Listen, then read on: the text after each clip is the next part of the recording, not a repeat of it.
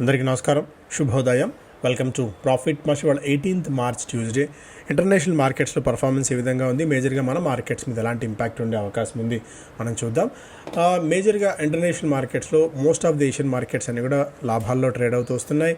Shanghai 0.2% మేర, Hong Kong 1.7%, Nikkei 1.5% మేర లాభాలతో కొనసాగుతున్నాయి. ఎందుకంటే నిన్న అమెరికన్ మార్కెట్స్లో మంచి రీబౌండ్ చూసాం.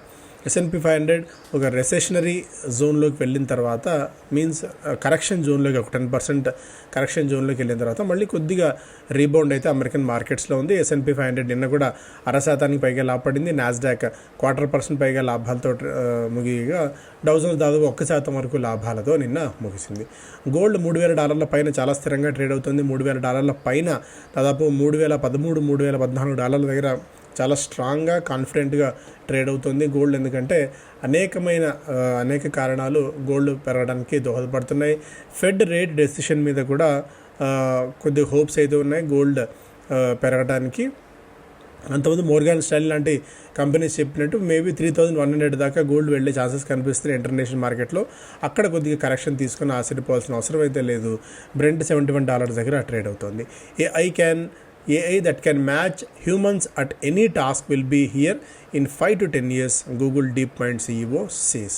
సో రాబోయే 5 నుంచి 10 ఏళ్ల కాలంలో ఇక మానవ మెదడు, మానవ మస్తిష్కం ఏ స్థాయిలో ఆలోచించి నిర్ణయాలు తీసుకుంటుందో, ఆర్టిఫిషియల్ ఇంటెలిజెన్స్ కూడా అదే స్థాయిలో ఆలోచించే సత్తాని చేసుకునే అవకాశం ఉంది, తయారయ్యే అవకాశం అని చెప్పి గూగుల్ అయితే చెప్తోంది. పెద్దగా ఆశ్చర్యపోవాల్సిన అవసరం లేదేమో దానికి, ఎందుకంటే దానికి ఎమోషన్స్ ఉండవు. మనకి ఎమోషన్స్ వల్లే ప్రధానమైన సమస్యలన్నీ కూడా. ఇంకా ఫారిన్ పోర్ట్ఫోలియో ఇన్వెస్టర్స్ నిన్న కూడా నెట్ సెల్లర్స్గా ఉన్నారు. 17th straight session. నిన్న దాదాపుగా 4,500 కోట్ల రూపాయల వర్త్ ఆఫ్ స్టాక్స్ సెల్ చేయగా, డొమెస్టిక్ ఇన్స్టిట్యూషన్ ఇన్వెస్టర్స్ బయ్యర్స్గా ఉన్నారు. 27th straight day. నిన్న కూడా దాదాపు 6,000 కోట్ల రూపాయల మేర అమ్మేయడం మనం చూస్తున్నాం. స్టాక్స్ పరంగా చూస్తేనేమో బజాజ్ ఫిన్సర్వ్ ఇంతకాలం ఉన్న కాపురానికి బ్రేక్ అయితే పడింది. అలయన్స్ చేసి signed binding agreements to sell 26% stake in Bajaj Allianz general insurance. ఒకటి Religare enterprises, the board initiated a governance review of REL and its subsidiaries. ఒకటి Vedanta Anil Agarwal stated that each of the company's 4 demerged entities has potential to become, ఒక్కొక్క company demerge అయిన తర్వాత ఒక్కొక్క కంపెనీకి $100 billion enterprise value వచ్చే అవకాశం ఉంది అన్నట్టుగా కూడా ఆయన చెప్తున్నారు. అబ్దుల్ కలాం గారు కలలు కలమన్నారు కానీ ఇంకోటి ఏదో కనమనలేదు. సో ఇంత పగటి కళలు కూడా మంచిది కాకపోవచ్చేమో అనిల్ అగర్వాల్ గారికి. IndusInd bank, Moody's has affirmed the bank's rating while placing its baseline credit under review for possible downgrade. So IndusInd bank వాళ్ళు తీసుకునే నిధులకు సంబంధించి ఒక డౌన్ గ్రేడ్ అయితే చూస్తున్నాం. ఇప్పుడున్న పరిస్థితుల్లో ఇండస్ఇండ్ బ్యాంక్ నిధుల సమీకరణ కష్టం అవుతుంది. ఆల్రెడీ ఎగ్జిస్టింగ్గా తీసుకున్న రుణాల విషయంలో కొద్దిగా ఇబ్బంది ఉంది.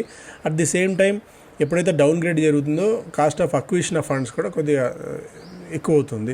ఇర్కాన్ ఇంటర్నేషనల్ దాదాపుగా 1,100 కోట్ల రూపాయల మేర ఆర్డర్స్ గెలుచుకుంది మేఘాలయ గవర్నమెంట్ నుంచి. PC jewellers, the company will allot almost 52 crores of shares to consortium of lenders via preferential allotment. Coffee day తనకున్న 205 కోట్ల రూపాయల అవుట్ స్టాండింగ్ డెట్ని 3 ట్రాంచెస్లో సెటిల్ చేసుకుంటామని చెప్పి వెల్లడించింది. NBCCకి Mahatma Gandhi institute of rural industrialisation నుంచి 45 కోట్ల రూపాయల మేర ఒక ఆర్డర్ గెలుచుకుంది. Morepen labs Empamore to offer high quality treatment of diabetes mellitus at an affordable price point. Lemon tree hotels బొకారాలో 50 రూములకు సంబంధించి ఒక అగ్రిమెంట్ కుదుర్చుకుంది. మిగిలిన స్టాక్స్ పరంగా కూడా వేదాంత ఆల్రెడీ మనం మాట్లాడుకున్నాం. Bajaj Finserv signed a share purchase agreement for the acquisition of 26% interest owned by alliance SE in it's insurance business.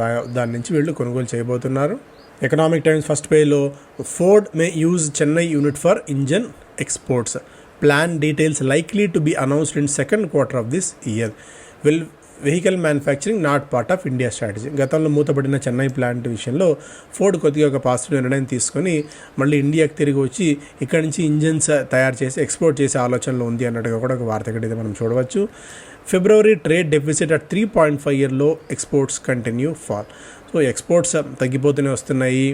Imports decline 16.3% అయినప్పటికీ కూడా ఎప్పుడైతే మనకి ట్రేడ్ డెఫిసిట్ పెరుగుతూ వస్తుందో, మనకి ఎక్స్పోర్ట్స్ చేసే సామర్థ్యం మెల్లిమెల్లిగా తగ్గిపోతూ వస్తుందో అప్పుడు అన్నిటి మీద ప్రెషర్ ఉంటుంది ఫిజికల్ విషయంలో. Advance tax mop up for FY25 rises to 14.7% so far. ఇప్పటిదాకా అడ్వాన్స్ ట్యాక్స్ 15% దాకా పెరిగింది. నెట్ డైరెక్ట్ ట్యాక్స్ కలెక్షన్ దాదాపు 13% మేర పెరిగాయి. సో ఇవన్నీ కూడా కొద్దిగా పాజిటివ్ సంకేతాలుగా మనం చూడాల్సిన అవసరం ఉంటుంది. ఎందుకంటే అడ్వాన్స్ ట్యాక్స్ ఎందుకు కడుతున్నారు అంటే ముందుగా వాళ్ళకి లాభాలు అధికంగా వస్తాయి, లాభాలు గతంతో కంటే మెరుగ్గా ఉన్నాయన్న ఉద్దేశంతో అడ్వాన్స్ ట్యాక్స్ చెల్లించే స్కోప్ కూడా ఉంటుంది. దీన్ని కూడా వన్ ఆఫ్ ది పారామీటర్గా చూస్తాం మార్కెట్స్కి. Ajay Singh to invest 294 crores in cash trapped SpiceJet. Sold nearly 1% stake last week. But ఇప్పుడు దాదాపు 294 కోట్ల రూపాయల వరకు ఇన్వెస్ట్ చేయబోతున్నారు స్పైస్జెట్లో అన్నట్టుగా కూడా ఒక న్యూస్ చూస్తున్నాము.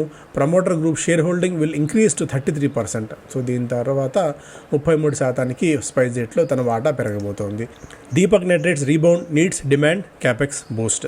ఈసారి Q3లో ఆశించిన స్థాయిలో పర్ఫార్మెన్స్ని కనబరచలేకపోయింది. మేబీ 26 తర్వాత ఫైనాన్షియల్ ఇయర్లో పాజిటివిటీ ఉండవచ్చు అనేది ఓవరాల్గా అనలిస్ట్ ఎక్స్పెక్ట్ చేస్తున్నమాట. లాంగ్ టర్మ్ ప్రాస్పెక్ట్స్ బాగానే ఉన్నాయి, ఎందుకంటే షార్ట్ టర్మ్లో కొద్ది ఇబ్బందులు అయితే హికప్స్ అయితే ఎదుర్కొని ఉన్నాయి. స్టాక్ ఇప్పటికే దాదాపుగా ఈ ఇయర్ స్టార్టింగ్ నుంచి 22% మేర నష్టపోయింది.